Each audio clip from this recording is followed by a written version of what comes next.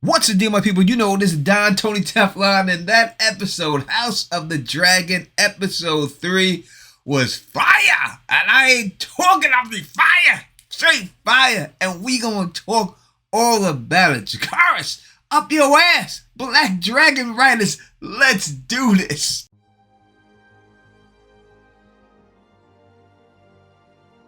What up to my thugs, nerds, freaks, and geeks? You're now rocking with the best of Don Tony Teflon. If you can, do me a personal favor and subscribe. Click that bell so you can be notified every time I drop a new video. As always, 500 is the like goal. If this video hits 500 likes, I will give a subscriber who leaves a comment on this video 1 month of HBO Max for free. You gotta be in it to win it. This episode starts right off with a motherfucking bang. The battles with the Stepstones been going on for years. I thought they'd be able to wipe these dudes out pretty fast when I seen that last episode, but it's been a time skip and it's been a while, and that damn crab-ass crab feeder is still doing what he do. Just doing some dirt to people, having them all laid up out there and having the crabs feed on them. And we can see exactly how they are surviving and not really winning the war, but outlasting Daemon and them. And the way that they're doing it is they're running into these caves and hiding in the caves. You know, seems like a little bitch assness, but hey, you gotta do what you got to do to survive. We then jump over to King's Landing, and we can see exactly why the king wasn't trying to marry that little black girl, because he was like, I need to be humping right now. And she's too young. That's why he went with Alicent, because goddamn it, he the goddamn Nick Cannon of Targaryen kings. This dude got this chick pregnant quick. His kid's already turned 2, and she prego again. I guess the king's motto is kind of like the Don Tony Teflon. My couch pulls out, but the Don does not. And obviously the king don't know how to pull out either. We then see dumbass Otto Hightower, and he looked like he trying to do something. The dude was talking to him like, yo, Aegon's gotta be the next king. You know this as well as I do. And I can see in bitch ass Otto's mouth, he's like, shut your mouth. Shut your mouth. I'm trying to get this done on the low, and you over here talking to people about it. We then get our first look at the Lannister Twins. We knew they were casted. I think this is Thailand. Tywin. What is it? Tyrone's next? Who's gonna come on this mother thing? Tyron? How many ties they gonna have up in this thing? But he's sitting there, and the baby, look, the baby cute.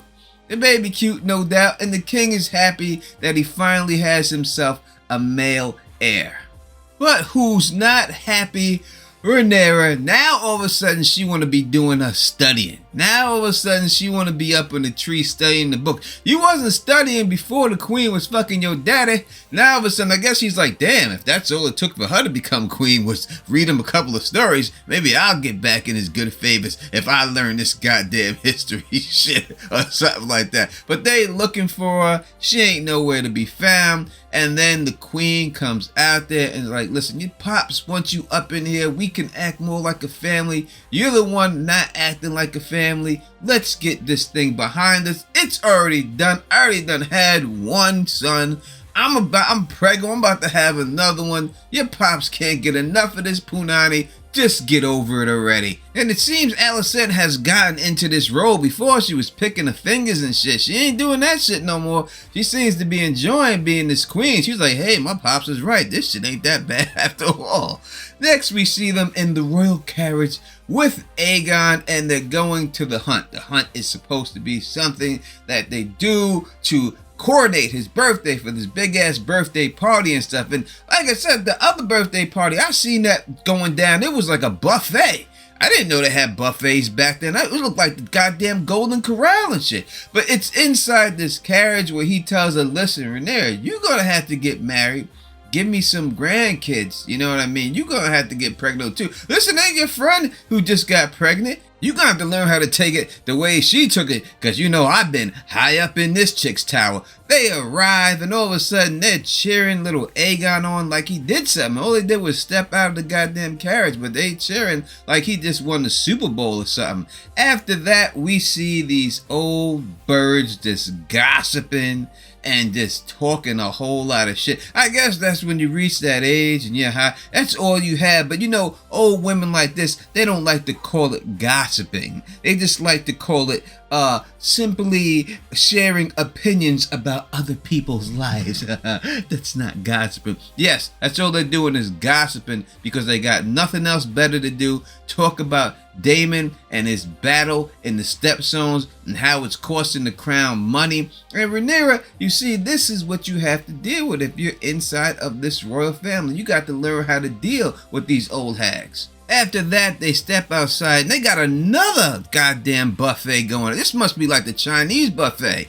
I'm telling you, they got another buffet going on. I really didn't know they had buffets back in the day like that, you know, but hey, they got another buffet and they tell the king, listen, we have the stag and they're looking for a white stag cornered, and they want to use that white stag as symbolism to say that Aegon should be king. And that's when we're introduced to this Lannister twin, the other brother, Jason Lannister. And Jason Lannister, look at this dude. I mean, you knew he was dirty as soon as he showed up. Bro over there brought her wine. He's like, oh, this is the best wine we got. She took a sip of that shit. She was like, this is Mad Dog 2020, nigga. I know Mad Dog when I taste it. Don't try to pull a fast one over on me. But while he's there and everything, he's like, listen, you know, I Castle Rock is nice, but I ain't got no dragon pit. And she's like, what you need a dragon pit for? You ain't got no goddamn dragon. And he's like, well, you know, just in case I do anything for my queen or my lady wife. And as soon as she said that, she was like, oh, nope, nigga, you trying to get me drunk. You could take your wine back. Thank you very much. But I got to get the stepping. And you see the way this dude was looking at her ass and everything else. He was looking up and down, but he played his card too fast, and she seen through that shit, and that is why she bounced it. He didn't want to talk about this is the best wine. That shit wasn't the best because he threw that shit right on the floor as soon as she bounced. After this, we see the king and Rhaenyra get into a little argument, and Hightower's like, yo, I got to keep that shit down, man. You got these old hags, you see them chicks eavesdropping. I ain't the one to gossip, but if you tell me, I'ma tell it. You know, they over here gossiping because listen, she like, I don't trying to get married. You trying to sell me off. I see what you're doing. I'm supposed to be queen, and you are trying to change the game and sell me off. And she ain't having that. She gets upset, and then she jumps on a horse and she takes off like a bat out of hell. But she has her own personal guard, Criston Cole. He has no choice but to go after her, and he does. He tracks her down, finally catches up with him, and he's like, listen, man, you can't just be taking off like that. And she's all buttered, like, I don't know if people are going to actually want me to be their queen and everything, and this isn't for me. This is a party for my younger brother, and I used to be known as the realm's delight. She just all butthurt about it and does not want to go back home. And she's like, hey, just to stay out here all night long, just you and me. After that, we see the king, and he is meeting with this damn Jason dirty ass Lannister. And we knew his intentions were bad, but here he 100% goes and makes him known exactly how bad it is, because he says, hey, listen, king, I had this spear made for you. Now, this spear is pretty big. It's not as big as the one I plan on putting up your daughter. But hey, you know what I mean? I'm not that bad of a guy. And the king is just like, listen, man, you know, this is my daughter you talk about. You can't be coming at her like that. He's like, listen, king. I'm just saying, in case you decide to change your heir. He's like, who told you I was going to change my heir? Who said that? He's like, you know, people talking. People talking. He's like, well, you better watch their mouth. All right? Because she still is going to be my heir. Well, out with Criston Cole and her little love paradise, her little campfire.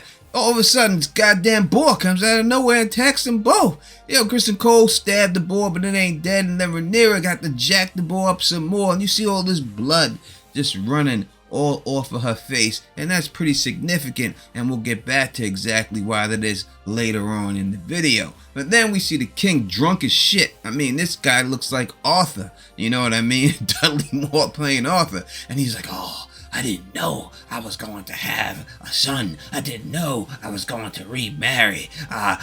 Maybe I picked the wrong person and all this bullshit. He's over here wavering on whether he should make her queen or not. Next, they show him in the morning and the king is on his hunt. And this ain't no goddamn hunt. The hell they mean hunt? They got this bad stag is already tied up. All you gotta do is go over there and stab it. I mean, that's like saying, hey, let's go fishing. And when you get there, they got the fishing pole in the water and they already got the fish on the hook and you just gotta pull it out. That's some bullshit right there. But they did not get the stag. They wanted the white one, but they did get themselves a big buck. Now, killing the white stag is supposed to be a sign, a ritual that Aegon, his son, is supposed to be the next king that's blessed by the gods. But who sees the white stag? Rhaenyra sees the white stag, all bloody and shit. She looked like she'd been through goddamn hell with this damn pig's blood on her. But she sees the white stag, but does she kill the white stag? She does not. It gallops away. So what does that mean? Does that mean that both of them are not supposed to be king when it's all said and done? I guess we will have to figure this out as it goes on. After that, Rhaenyra makes her way back to camp with the goddamn boy that they killed, walking through there like she done did some shit. Like she walking in there like, yeah, all you do is be playing at war, but I've been in the war. And the crowd all happy and shit, looking at her like, look at this chick with blood all over her and shit. Jason Lannister's like, damn, I wanted to marry this bitch, but I don't know about if I really want to marry her now. I may have to rethink this motherfucker. Look at this chick right there. But she goes in there and just does her little strut and steps right off.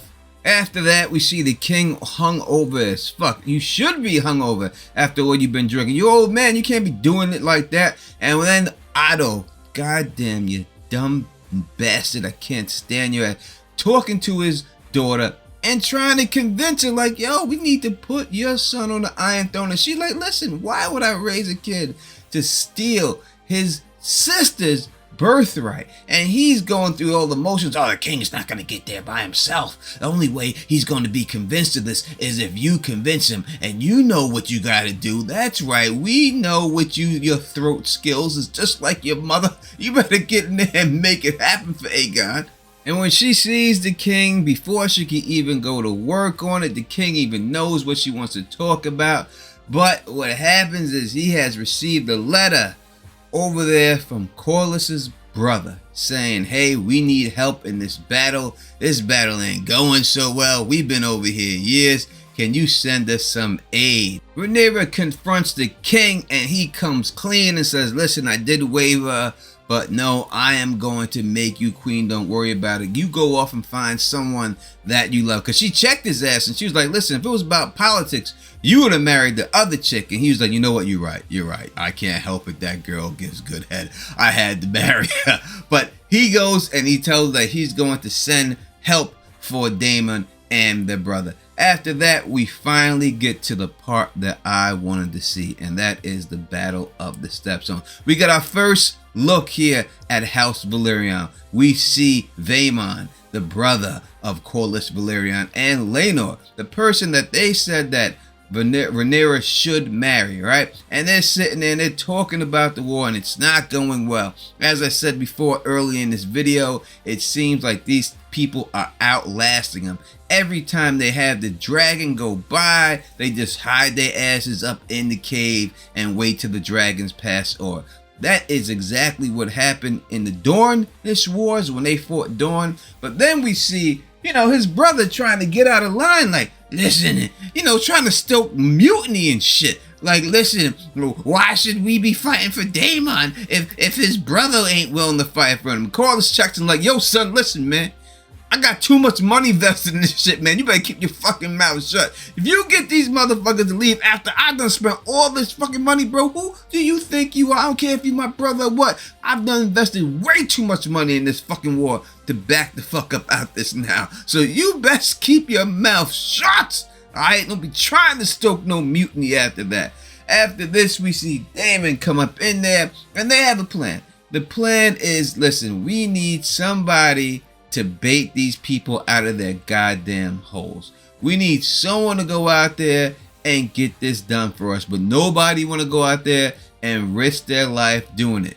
Daemon comes over there and they're like, this would be the perfect bait. He would be the guy that they will come out for. He is the prince of the king of Westeros. easily if he put himself out there on the line, but they're not sure if he'd be willing to do this. Until the letter from his brother arrives. After that letter from his brother arrives and he sees exactly what's going on, the brother says, listen, I'm sending ships.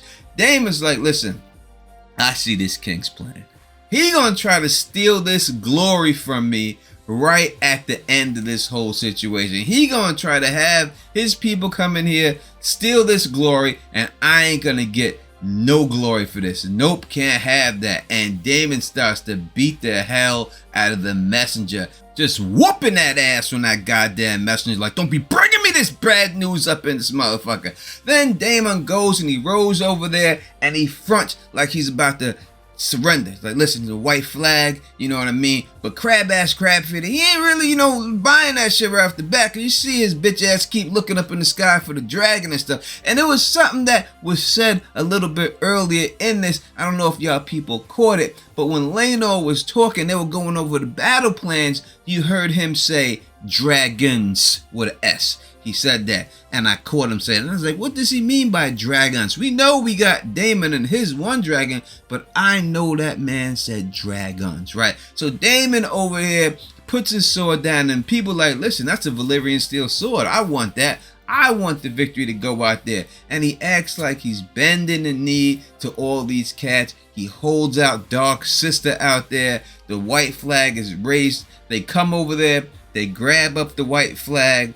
This goddamn crab ass crab feeder sitting there like, yeah, you're doing a good job, you're doing a good job. And then out of nowhere, Daemon just starts whooping ass. I'm talking ass whooping. No dragon, no nothing. He cuts down at least 20, 30 of these motherfucking fools. I mean, he's going through them, carving these motherfuckers up like a cake. And crab ass crab feeder, he's just like, all right, send another wave. Daemon taking that wave out. Send another wave. Daemon taking that wave out. He looking up in the sky. She's like, hey, dragon up there? I don't see no dragon up there. Send out another wave. Daemon taking out that wave. Daemon is just going ape shit, taking everybody out. But the thing that I noticed when he was doing that and they started shooting arrows at him, and dude gets shot at with arrows, it would take 3 arrows, one in the chest, one in the leg, and one a little bit lower than that, right? They catch him with these arrows, you know what I mean? But the thing I did notice is that that damn crab-ass crab feeder wasn't even trying to come out there and fight. But after they got Daemon surrounded and shit, here comes the motherfucking cavalry, because the plan worked. They brought out all their forces just to take down this one dude, and right when their stupid asses did that, here comes Corlys Velaryon with the army. And let me tell you something, Corlys Velaryon with this goddamn pole axe just chopping motherfuckers up. And listen, his brother was doing work too. I know Laenor was talking shit about his brother. His brother was saying all this stuff, but yo, his brother was doing work too. And that's when we got to see the Black Dragon Rider, see smoke just come out there and just start lighting shit on fire. I'm talking wetting everybody up. Dragon flame, and real true dragon flame. This wasn't a dragon flame that when you got shot with it you had a chance to drop and roll. No, when you got hit with Sea Smoke's dragon flame, these dudes was turning to ash. He was just wetting them with that whole situation, just straight wetting them in straight dragon flame. And then you see Daemon, he goes after crab ass crab feeder, and crab ass is such a crab ass, it wasn't even worth showing this fight. Daemon just goes out there and just chops this dude in half. You see his guts. Daemon with blood all over his face, just like Rhaenyra had blood on her face, right? That was her battle with the boar, and this is his battle in the Stepstones. And that's how this ended. Listen, great episode. I gotta give this one a 8. I'm gonna go 8.5. 8.5 on this one, right? But you tell me in the comments section what you liked. And if you like the way I do this, please thumbs up this, spread this across the realm, and goddamn it, subscribe. And until next time, you know who it is. Peace and stay sexy.